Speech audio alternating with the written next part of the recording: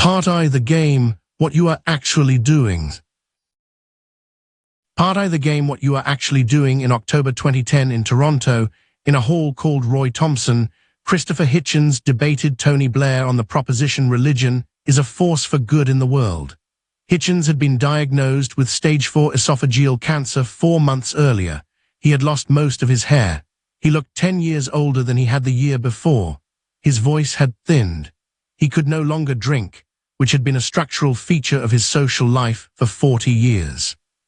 He came to the stage with notes and a glass of water and the visible knowledge that he was not going to live very long. Blair was in good health.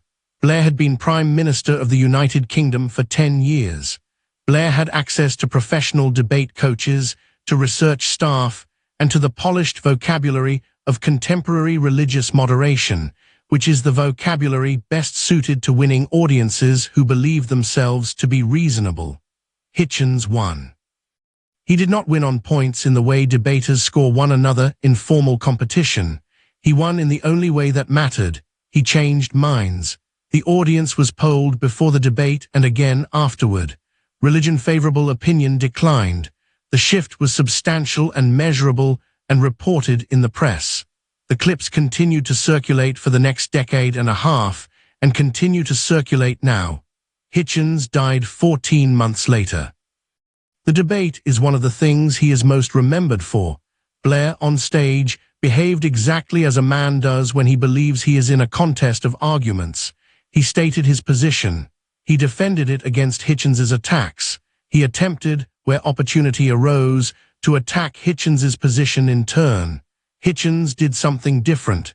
Hitchens was not primarily arguing with Blair. Hitchens was speaking past Blair. He was speaking, every minute he was on the microphone, to the people in the seats and to the cameras, and he was treating Blair as the surface his arguments needed to traverse in order to reach those people. Blair lost because Blair did not know which game was being played. This is the first thing you need to understand about debate, and it is the thing that most experienced debaters never internalize. The opponent is not the audience. The opponent is the terrain. The audience is the prize. A debate is a game played for the beliefs of a third party. The third party is sometimes a literal audience, as in Toronto. It is sometimes a future audience, as when a clip survives the encounter and reaches people who were not in the room.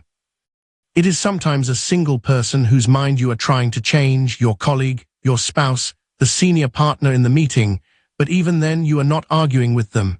You are arguing in front of the version of them who is one decision away from updating. That version is, for our purposes, an audience. The opponent is a feature of the terrain. Like a hill, the opponent has properties, a direction they will tend to fall toward, weak points where they will give way, ridges that are difficult to traverse. You are not trying to defeat the hill. You are trying to use the hill to reach the position where the audience is standing. Most arguers, most of the time, behave as if the opponent is the prize. They aim their best moves at the opponent's strongest defenses.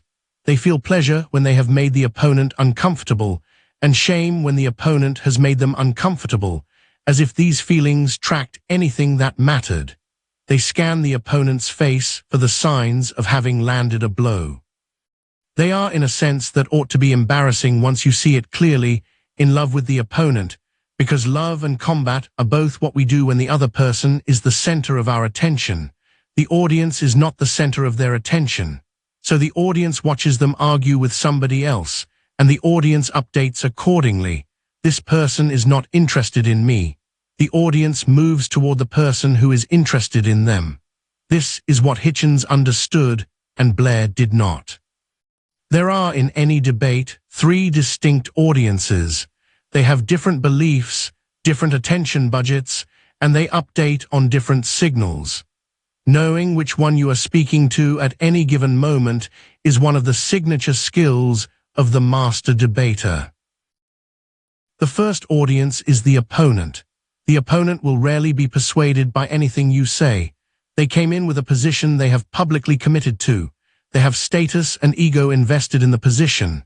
They have, in many cases, professional relationships organized around the position. to change their mind in real time, on a stage, in front of the people who pay them to hold the position they hold. This would cost them more than you can offer. Treating the opponent as the audience is a category error. They are not, they cannot be, they are again the terrain. The second audience is the room, the people physically present, listening in real time, with a stake in the topic, but without the locked-in commitment of either debater. These are the people who can update. They came in with priors, beliefs they walked through the door with, and the question is what they leave with. Most of the work of debate is done on this audience. The third audience is the future clip. In 2026, almost no debate is consumed in its entirety by anyone other than the participants. The debate is consumed as a 45-second extract, a screenshot, a quoted exchange in someone else's commentary. The future clip audience never met you, they never heard the full context. They will encounter you for the first time as a sentence stripped of its surroundings, retweeted by a stranger they trust. The work of the future clip audience is the work of designing your moves so that they survive context stripping. Hitchens was extraordinarily good at this. Most of his most quoted lines work without their setup. They are designed to. The master debater is aware, at every moment, of which audience the current move is for. Sometimes the same move addresses two audiences simultaneously. A clean concession to the opponent, "You're right about that, I overstated," simultaneously persuades the room, this person is honest, and updates on evidence, and produces a clip, the moment of conceded ground that propagates as a costly signal. But the awareness has to be present in the practitioner for the moves to be designed for it. Most amateur debaters operate as if there is only the opponent. Their moves are calibrated for opponent effect. This is why they lose. 1200 years before Hitchens walked onto the stage in Toronto, the boy in the cave at Omkeshwar was already operating with explicit awareness of all three audiences. The audience of one, Govinda Bhagavad-pada, the teacher, was the gatekeeper. Govinda was not the prize.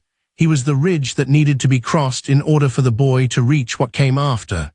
The boy's 6 verses of self-negation were calibrated to this audience precisely. They demonstrated that the boy already had the doctrinal frame Govinda taught. They answered the implicit question, should I take this child as a disciple? In the form of evidence, he already understands what I teach, and they did so without arrogance, because the verses negate the boy's own ego before they assert anything. The audience of the room, there was no room. The boy was alone with the teacher. The audience of the future clip, this is the move most often missed. The boy was 8 to 12 years old. He had no career. He had no manuscript. He had nothing to lose by saying the verses badly. Yet the verses are formally elegant, metrically tight, doctrinally precise, and most importantly, transmissible. They survive being separated from their original context. They have been transmitted, in fact, for 1200 years. They are still recited in Advaita curricula in 2026. A boy alone with a teacher in a cave produced a 6-verse composition that was, among its other functions, a future clip artifact. He did not need the future clip. He produced it anyway. This is partly because the form of the Nirvana Shatkam was a recognizable Sanskrit literary genre, and the boy was operating within a tradition that knew how such verses propagate. But it is also because the boy understood, at 8 years old, on his first day in the presence of his teacher, that an argument made well enough to survive transmission is a more powerful argument than one made well enough only for the immediate listener.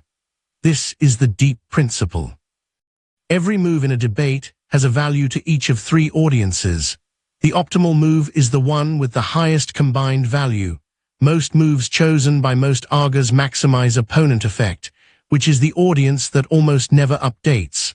Master debaters choose moves that maximize room effect and clip effect, sometimes at the cost of opponent effect, which costs nothing because the opponent was not going to update anyway.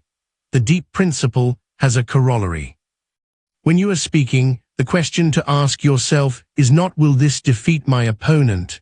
The question to ask yourself is what will the room remember from this in an hour, and what version of this could survive a hostile clip edit, if the answer to either question is nothing memorable or nothing favorable, the move is wrong, regardless of how cleanly it lands on the opponent.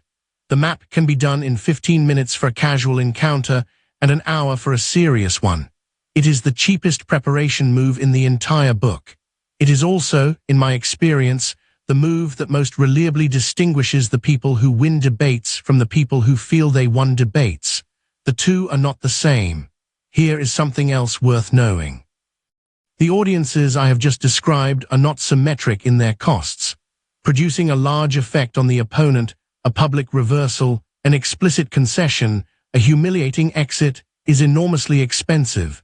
It requires either decisive evidence, rare, or a level of dialectical pressure that costs you something on the other audiences. The room sees you grinding. The future clip preserves you as graceless. Producing a moderate effect on the room is cheap by comparison. You speak clearly. You present evidence. You concede where you should concede. The room updates. Producing an effect on the future clip is in some ways the cheapest of all, because most clips are accidents. Moments the speaker did not plan, captured by the camera, propagated by viewers, but the moments that are designed to be clips can be produced deliberately, and a clip designed in advance is enormously cheaper than a clip designed in the heat of the moment. If a move produces a large update that lasts a long time and costs you almost nothing, it is a great move. If a move produces a small update that fades within minutes and costs you a substantial amount of credibility, it is a bad move. Most AGAs, in my observation, deploy moves with the cost-benefit ratio of the second kind. They get small updates from gestures that cost them something. They wonder why they keep losing. The Hitchens move with Blair was the first kind. Hitchens conceded that religion produced individual acts of kindness. He conceded that some religious people were morally serious. He conceded that the abolition of religion would not abolish human cruelty. Each concession was a costly signal that elevated the audience's perception of his honesty. Each concession also sharpened, by contrast, the institutional attack he made. Next, but the institution, as institution, taking these acts as net good, that is what I am going to challenge. The concessions cost him almost nothing. The audience update was substantial and persistent. Many of the most circulated Hitchens clips from that night are concession clips, not attack clips. Blair did not concede anything. Blair could not afford to. Blair was the religious side of the debate. Conceding the institutional critique would have been a structural defection. So Blair stayed in the position he had walked in with, defended it, and lost the audience to the man who was visibly more honest than he was, whose honesty was, in fact, the costliest signal in the room, because it was the costliest signal that an opponent's honesty would have been to compete with. There is one technique worth naming now, before we go further, because it follows most directly from what we have just seen. It is called the Steelman, and it is something we will come to. But the version of it relevant to this chapter is simple. In every debate you take seriously, before you say anything else, state the strongest version of your opponent's position, not your version of it. Their version, but better than they have stated it. Make a real effort, get the historical context right, use their preferred vocabulary, acknowledge what is genuinely difficult about the question, then make your case. The Steelman costs you almost nothing and pays you a great deal. It costs you almost nothing because you are going to make your argument anyway. The Steelman is something you say first, in addition. It pays you a great deal because the room's perception of you tracks something that linguists call epistemic generosity. Generous people who are still right are more persuasive than mean people who are also right. The room knows this and updates accordingly. The future clip knows this and propagates the generous version more than the mean version. The opponent knows this and is, very often, disarmed, because they came expecting to fight a strawman, and you have given them a dignified version of their own position, which they cannot reject without rejecting themselves. The Steelman is the simplest and earliest demonstration of the principle this chapter is built on. Do for the audience what they need, not for the opponent what they expect. The opponent expected a strawman. The audience needed a generous account. You give them what they need, the audience updates toward you, the opponent has nothing to attack, and you proceed from there.